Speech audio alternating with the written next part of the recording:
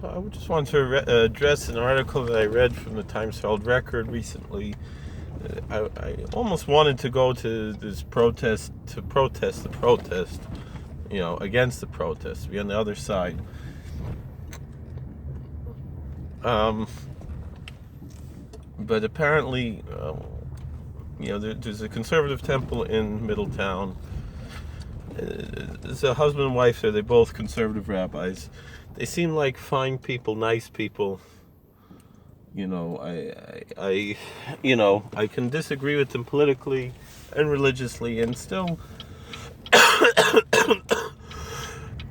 find something positive. He seems to, this Rabbi Rubenstein. He gives a shir and Hasidic Sfarim things. He seems like a voilid, like a nice Jew.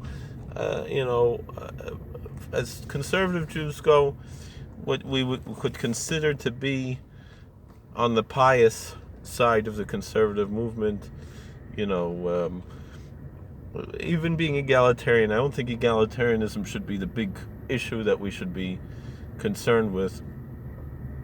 I think bigger issues are heresy. And I don't believe that what his protest here is heretical. I believe he's totally in his right to have his views, and I am in my right to disagree. So he was protesting the fact that the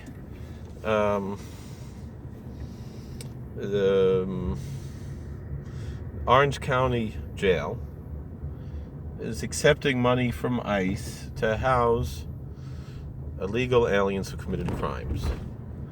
And this is a standard thing that,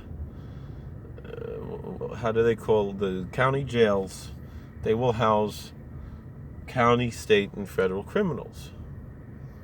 It's a standard operating procedure for county jails. And if they're housing a state prisoner, they'll receive funds from the state to house them, and if they're housing a federal criminal, they'll receive funds from the federal government. Now the thing is, the people writing this article, it's all about money. I mean, these are the types of conspiracy theories a lot of inmates have. I mean, I know as a prison chaplain, I hear this often, and it's ridiculous nonsense. They're making money off of us, the type of thing. That's what the inmates say. They're spending money on the inmates. They're not making money off the inmates. So the fact that the protesters, Rabbi Rubenstein didn't say this, but some of the people who were there with him protesting, they were saying, they're making money off. They're not making money. They're getting money from ICE to house these individuals who are criminals. It's not just that they crossed the border illegally, but they committed other crimes, and they're being housed there. And there's nothing wrong with that. That's their job of a jail. And the Orange County Jail has, they've met their ACA requirements. Prisons are constantly being audited and checked and making sure that they're up to par and doing what they're supposed to do. I know my prison goes through ACA, and it's something that they're concerned about. Not just, meeting these requirements, but actually serving the inmates and serving the community, making sure, that, they're doing the service to the community of corrections, of making sure that these people leave the prison system better than they came in. We're trying their best to do it. It's not always possible, but we try. Now,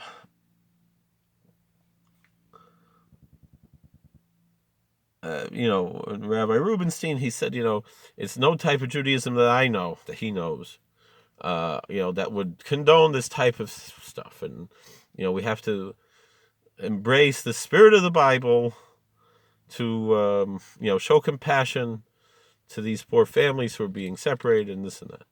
Another thing is, when an American citizen commits a crime, and if he has a wife and kids, he's also being separated from his family. Why aren't we concerned about that? It's the same thing here. A lot of these people who are being separated, we don't know if they're family. A lot of them are not. A lot of them are coyotes. But to cloak this in the banner of Judaism, it's not really a Judaism issue. And if we and we can just as much argue, really all the more so argue, that Judaism teaches Dina de Malchusa Dina, the law of the land is the law, meaning it's a religious obligation to follow the rule of law. And this is the rule of law. This is part of the rule of law. And you'll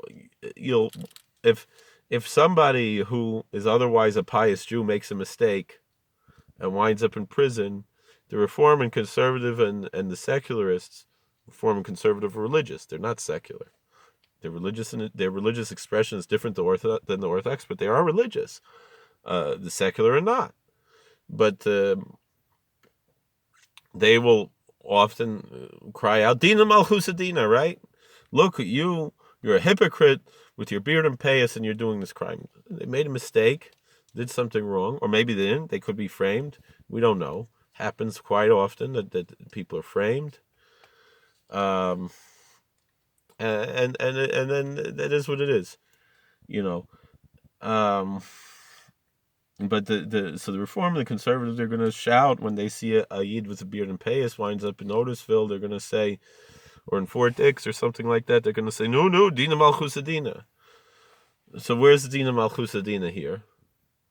They'll say Dina de Malchuta Dina, whatever, but where is it here?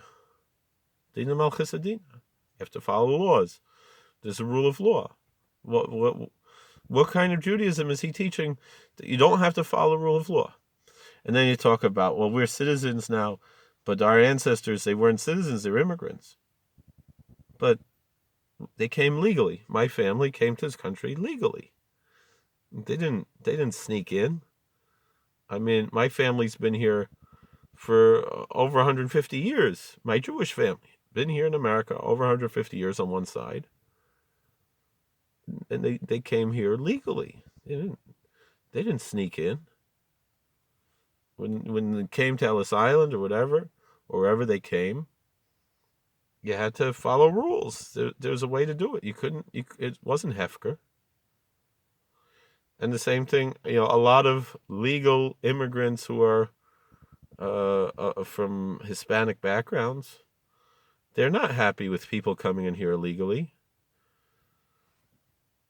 Again, this is politics. It's not religion. This is a legitimate argument. We can argue back and forth. I'm not saying Rabbi Rubenstein is a heretic because I disagree with his politics. But this is an argument I have back, and so basically that's my answer. Dina Malchusa Dina. That's Judaism. The law of the land is the law. We have to respect the rule of law.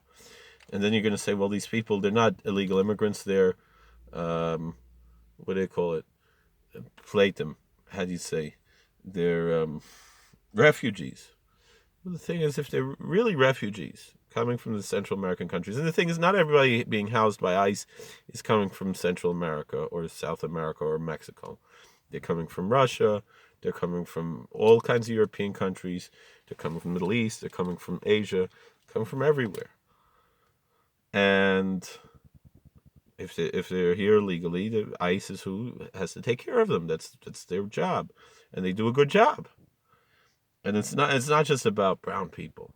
There are white people who are illegal immigrants who are in prisons, or who are legal immigrants who are in prisons, or who are citizens who are in prisons. It has nothing to do with race. It's to do with the law of the land and the rule of law. But if they're really refugees, they should be, when they got to Mexico, blabdach in Mexico. You're saved, and if you want to come to America, then you apply for citizens, you apply for a green card, whatever, you come to America from Mexico. Aber mach nicht kein Spiel. Don't play games. It's you have to do things the right way. You have to follow the rule of law. We don't play games.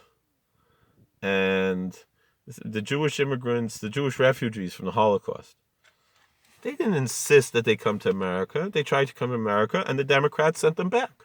And the secular Jews who influenced FDR said, send them back. We don't want this to be a Jewish war. And some of them wanted the Jews to die so they get the state after the Zionists wanted. Not all of them were Zionists, but there were other types of secularists, and that's what they wanted.